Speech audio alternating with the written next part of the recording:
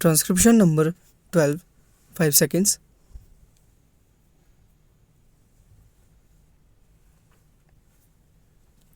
Start.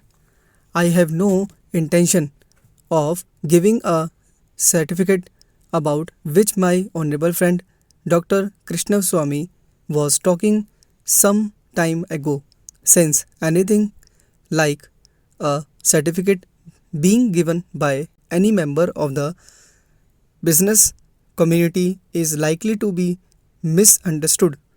But the fact remains that impartial observers, both here and abroad, have testified to the soundness and stability of our finances, which have successfully withstood severe stresses and strains of the changing economic factors, both national and international, and for this, the fullest possible credit is due to the wise handling of the situation by our present finance minister.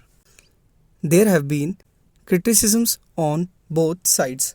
Some have described the budget as pro big business, as something which has brought about a boom in the stock exchange, and as something which has brought about satisfaction in the business circles.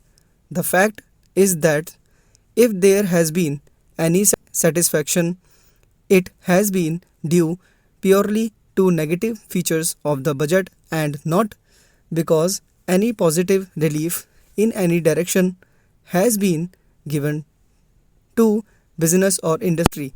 It is true that there were certain fears in the minds of the business community that in view of the expanding and growing needs of